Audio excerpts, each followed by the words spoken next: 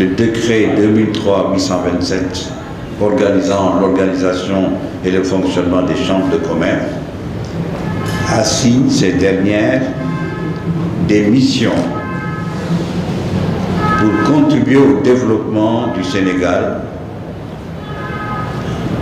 en privilégiant l'information et la formation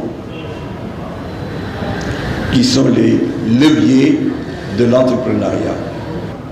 Il est important de préciser qu'en tant qu'établissement public à caractère professionnel, la Chambre de commerce de Dakar s'inscrit dans la logique dégagée par le gouvernement à travers des initiatives comme la Convention État-employeur, Réundawi, à travers le volet entrepreneurial et OTA, État-entrepreneur. Au demeurant, le contexte actuel, caractérisé par une population jeune, je rappelle que l'âge moyen de la population au Sénégal est de 19 ans, un marché de l'emploi de plus en plus exigeant, plus de 100 000 diplômés à la recherche d'emploi chaque année.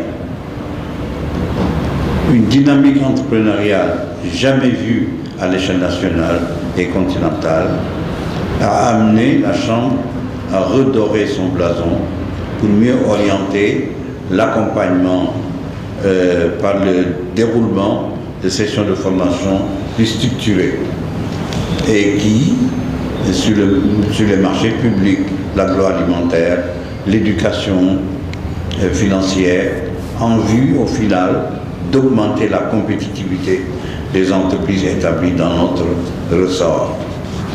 Il faut que l'entrepreneur considère son business comme une voiture qui quitte d'un point A, c'est la date de démarrage de son projet, à un point B, qui est la situation de rentabilité souhaitée. Et la voiture, c'est son projet, c'est son entreprise. Donc d'abord, il faut définir le trajet. C'est la planification financière. Et aussi, ce qui est important, c'est que l'entrepreneur puisse maîtriser sa trésorerie. Parce que la trésorerie, c'est comme du sang dans le corps humain. C'est important pour l'entreprise. Donc, en gros, c'est de donner des clés et outils financiers pour que les entrepreneurs puissent s'en sortir, puissent réussir dans l'entrepreneuriat. Les 7 conseils, d'abord, il y a le fait de séparer l'argent pro de l'argent perso, de considérer l'entreprise comme une entité à part. Le deuxième conseil, c'est la planification financière, c'est-à-dire de piloter. Rien, on ne peut pas gérer sans planifier. Troisième conseil, c'est de calculer le seuil de rentabilité. C'est-à-dire la première question que chaque entrepreneur doit se poser, c'est à quelle date ma société va être rentable. Quatrième conseil, c'est de tenir une comptabilité. Même si c'est dans un carnet, on tient la comptabilité. Cinquième conseil, c'est de faire les indicateurs de performance. De faire les indicateurs de performance, de voir comment sont gérées les ressources que j'affecte à l'entreprise, est-ce que ces ressources sont optimisées. Sixième conseil, c'est de maîtriser sa trésorerie. Comme je disais tout à l'heure, il faut que l'entreprise ait de la trésorerie.